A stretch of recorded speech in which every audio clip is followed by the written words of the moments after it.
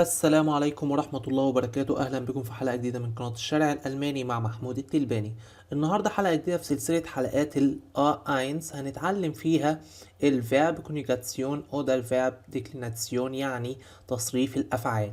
فالحلقة ديت هنبتدي نفتح باب جديد من الجراماتيك في اللغة الألمانية، وتصريف الأفعال شيء مهم جدا في اللغة الألمانية. فهنبتدي نتعرف ايه هي تصريف الأفعال في اللغة الألمانية، في كم حالة، ايه هي الحالات الشاذة في الأفعال وتصريفها مع كل الضمائر الشخصية.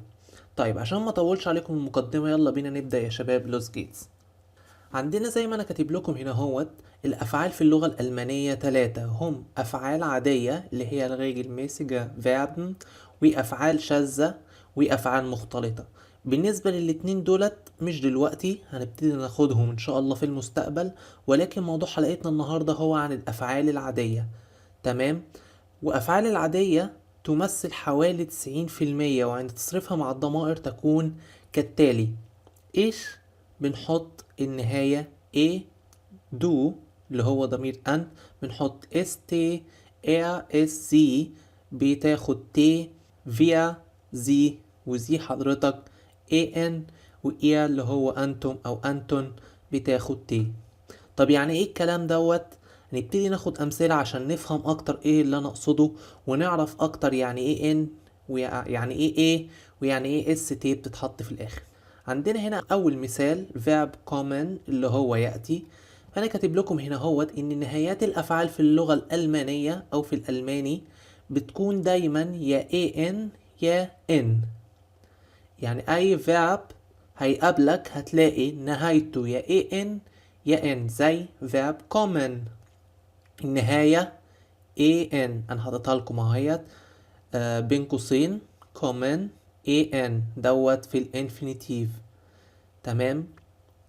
طيب زي ما قلت لكم في الصفحة اللي فاتت، ايش بنحط ايه هتبقى كوما.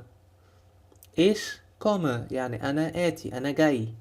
دو كومست انت اتي او انت جاي. دو كومست حطينا اس تي. er اس وزي اللي هي كومت بنضيف تي للفعب. wir kommen بنضيف ان زي اللي هي هم ان هتبقى common. ihr انتم بنضيف تي هتبقى كونت. زي اللي هي حضرتك بنضيف ان هتبقى common. تمام. ناخد مثال تاني عشان نشوف ونبتدي نعرف الافعال في اللغة الالمانية وتصريفاتها، بحيث ان احنا نبتدي نكتب جمل ونبتدي نستخدم الالماني بشكل اوسع. عندنا فيرب تاني هو spielen. spielen يعني يلعب. فشبيل وبعد كده بين قوسين ال an ديت النهاية بتاعته زي ما قلنا، هيبقى ich spiele، du spielst، es sie spielt، wir sie حضرتك spielen، ihr انتم او انتم spielt. طيب فعل تالت عندنا الفعل دوت هو studieren، يعني يدرس، بيدرس شيء او بيتعلم شيء. studieren. فstudier دوت الفعل شتام اللي هو الكلمة الأساسية ذات نفسها، وبعدين النهاية اللي قلنا عليها ان. زي ما اقولك ich studiere، ich studiere، du studierst، du studierst، es وزي studiert t، wir وزي حضرتك studieren en، ihr studiert t. تمام. طيب ايه الفيرب اللي جاي معانا؟ هيبقى lernen يعني يتعلم. lernen يبقى دوت الفيرب شتام عندنا، والنهاية بتاعته هي ال an. طيب قلنا مع ايش بنضيف ايه، هيبقى ايش lerne، ايش lerne، du lernst، du lernst، er وزي وes lernt، Wir وزي lernen. Ihr lernet. أنا أتعلم، أنت تتعلم، هو أو هي أو المحايد يتعلم. Wir نحن، هم وحضرتك للمخاطب نتعلم، وإيه lernt أنتم أو أنتم تتعلمون. طيب الفيرب اللي جاي معانا هو hören، يعني يسمع.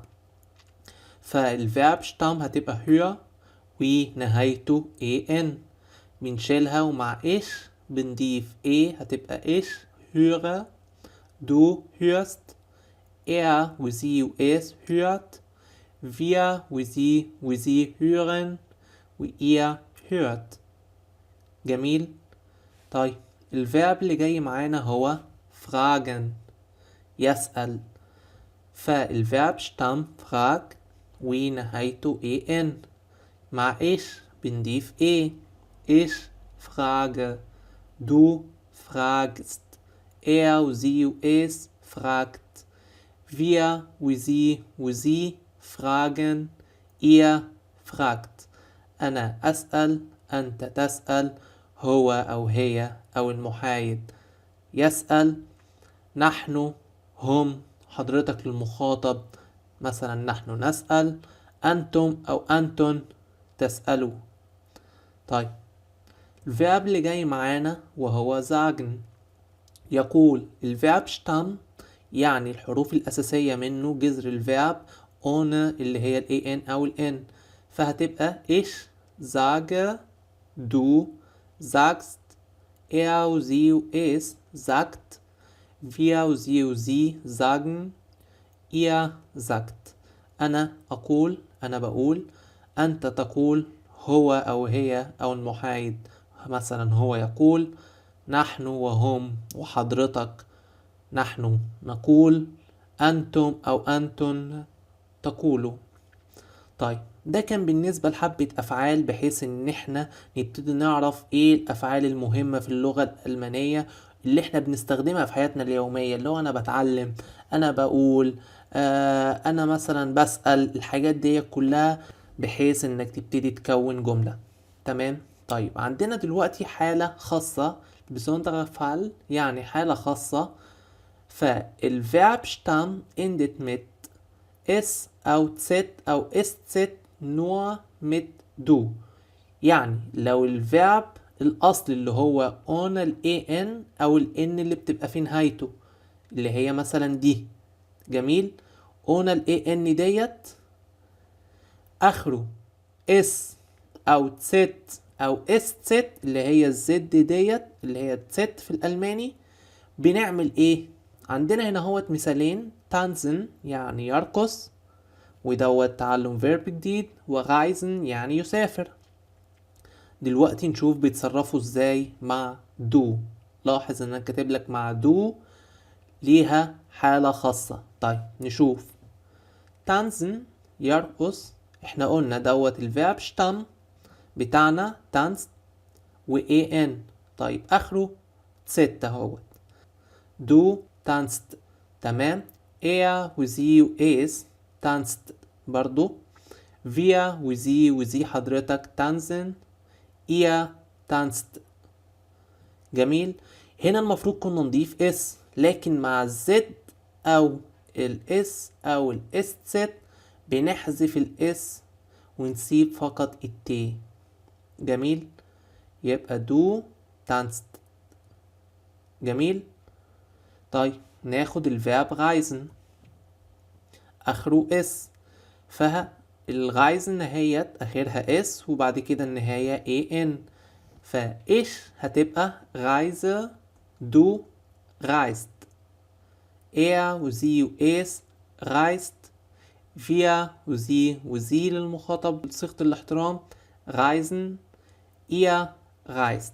هنا المفروض كان اس تي، ولكن عشان الفيرب شتم اخره اس بنحذف الاس هنا اللي بنضيفها وبنسيب فقط التي. تمام. طيب عندنا ايه حالة شاذة تاني او حالة خاصة. فبقول لك هنا الفيرب شتام endet mit t oder d nur mit du es وsie er. بنعمل ايه؟ عندنا هنا هوت مثالين الفيرب شتام فيهم بينتهي بت. arbeiten يعني يعمل، و antworten يعني يجيب، بيجاوب على شيء. تمام. نشوف اول فيرب معانا يعمل arbeiten. فarbeit الفيرب شتام بينتهي بت وبينتهي بعد كده الاندونج an. فاقول لك ich arbeite، du arbeitest المفروض بنضيف st، ولكن لما بينتهي بت بتبقى est. جميل. طب er وsie واس المفروض بنضيف ت، ولكن هنا الفيرب ينتهي بت فبنضيف a، بتبقى arbeitet. arbeitet. wir وsie هتبقى arbeiten، ihr هتبقى arbeitet. يبقى مع du وer واس وزي وإيا بنضيف a قبل النهايات اللي احنا عارفينها اللي هي الاس تي والت والت. يبقى ich arbeite، du arbeitest، er arbeitet، wir وزي arbeiten، ihr أنتم أو أنتن arbeitet. نلاحظ ديت يا شباب. طيب آخر فيرب معانا النهاردة هو antworten. antworten والان لازما تجيبها وانت قافل بقك، اللي هي بتتجاب من الأنف antworten. تمام. فantworten عندنا هنا الفيرب شتام antwort آخره ت. جميل. وبعد كده عندنا الاندونج اللي هي الان، فهتبقى ich antworte، ich antworte، du antwortest، du antwortest، er sie وes antwortet، wir وزي حضرتك antworten، ihr antwortet. يبقى برضو الدو ضفنا est مش st، مع الاir والزي والاس ضفنا at مش t، والايا ضفنا at مش t. اتمنى ان انتوا تكتبوا ورايا الكلام ده كله وتكتبوا القواعد. عندنا النهارده خدنا حالتين شاذين في تصريف الافعال وهي الافعال العاديه، فياريت تكتبوها وياريت تلاحظوها وياريت تحفظوا الافعال ديت، لان هي افعال بتستخدم بطريقه كتيره جدا بالنسبه لمستوى الاينز. فهي افعال مهمه. انت مثلا بتقول انا بجاوب، انا بدرس، انا بتعلم، انا بسأل، انا بسافر. كل الحاجات ديت افعال اساسيه وبنستخدمها بشكل يومي، فياريت تكتبوها وياريت تحفظوا القاعدتين الشاذين اللي خدناهم النهارده، بحيث في الحلقات القادمه هنبتدي ناخد حالات شاذه اكتر فذهنك يستوعب الكلام ده كله. فياريت تبدا معايا وتمشي معايا خطوه بخطوه، وربنا يوفقنا جميعا وان شاء الله توصل للي انت بتتمناه. Wenn dir dieses Video gefallen hat und etwas davon gelernt hast, bitte vergiss nicht, meinen YouTube-Kanal zu abonnieren und einen Daumen hoch zu geben. Ich sage Tschüss, bis zum nächsten Mal. لو عجبكم الفيديو ما تنسوش تعملوا لايك وشير وسبسكرايب في القناة لو لسه ما اشتركتش في القناة، وشير الفيديو مع أصدقائك عشان الفايدة تعم. ولو عندك أي سؤال أو تعليق اكتب في الكومنتس تحت وأنا هجاوبك إن شاء الله. السلام عليكم.